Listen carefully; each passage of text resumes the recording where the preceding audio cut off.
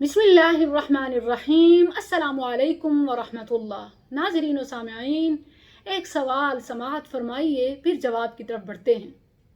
अस्सलाम वालेकुम रहमतुल्लाहि व बरकातुहू।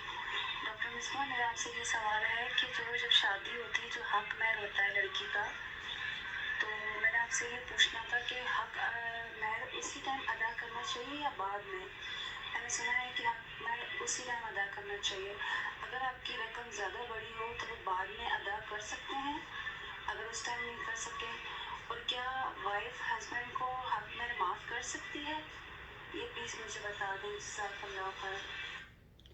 कुरान करीम से बढ़कर बेहतरीन जवाब और कहाँ से हो सकता है, तो आइए कुरान से जानते हैं। वआतुन्निसा सदुकातिहिन्ना निहला, औरतों को उनका महर खुशी से दो। फ़इन तिब्न लकुम अन शैइन मिन्हु नफ्सन फ़कुलूहु हनीअम मरीआ, फिर अगर वो अपनी खुशी से छोड़ दें तो तुम खा सकते हो।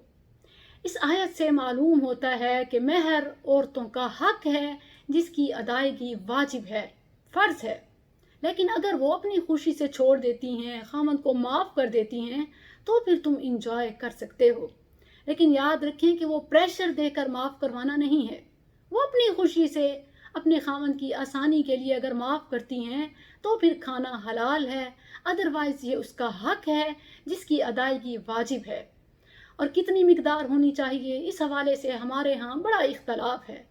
या तो इतनी मिकदार की जाती है कि जिसकी अदायगी उस वक़्त मुमकिन ही नहीं होती, फिर गैर मुअज्जल के नाम पर उसको लटका दिया जाता है, और फिर उस हालात के बेहतर होने का इंतज़ार किया जाता है कि शायद हालात के बेहतर होते होते लेने वाली ज़िंदा भी ना रहे।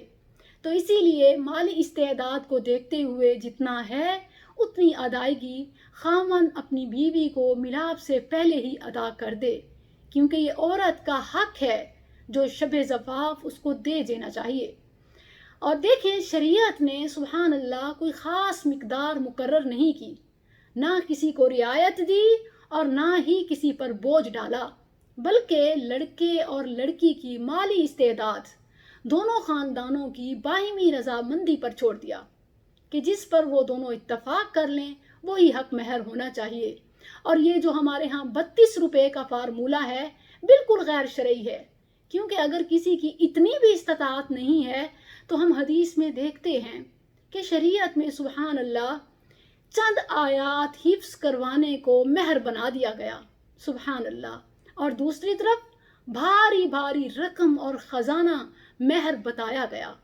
यानी ये दोनों ख़ानदानों की रजामंदगी और माली इस्तेदाद पर है कि जितना वो अफोर्ड कर सकते हैं, जितना उनके पास उस वक़्त है, उसी को उतना दे दिया जाए।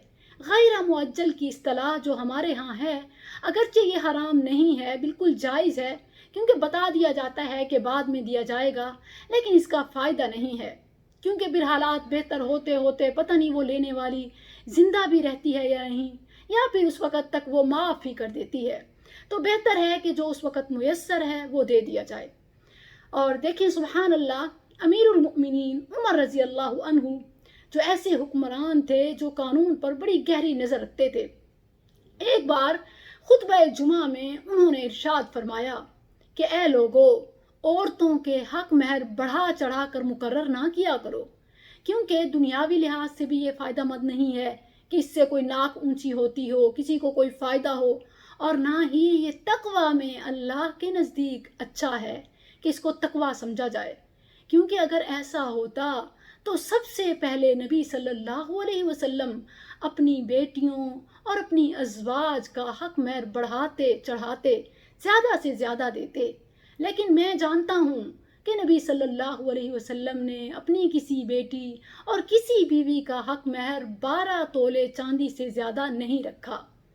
तो लिहाजा तुम भी हक महर में आसानी करो और ज़्यादा बढ़ा चढ़ा कर मुकर्रर ना करो। इस पर एक औरत खड़ी हुई और अमीरुल मुमिनीन उमर रज़ी अल्लाह अन्हु को खिताब करके फरमाया कि ए उमर, तुम कौन होते हो औरतों का महर मुकर्रर करने वाले, जबकि अल्लाह ने इस मामले में आसानी और रियायत रखी है।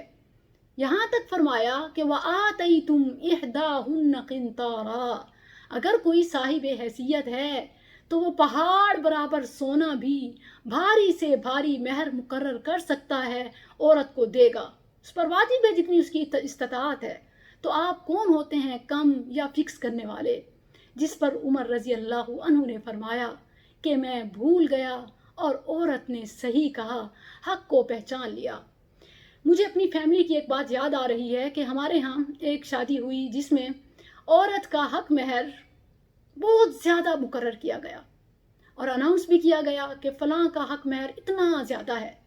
ہم سب حیران بھی ہوئے اور خوش بھی کہ اتنا حق مہر، کیا خوش نصیب ہے۔ یہ بعد میں معلوم ہوا کہ وہ آگے غیر معجل کے الفاظ لگا کر ابھی تک اسے حق مہر نہیں دیا گیا۔ تو سمجھ آیا کہ شریعت میں عورت کا حق دینے میں کس قدر آسانی ہے۔ یعنی اگر تمہاری استطاعت نہیں ہے، تم 32 روپے یا جتنی تمہاری استطاعت ہے تم اتنا حق مہر اسے پہلی رات ہی دے دو۔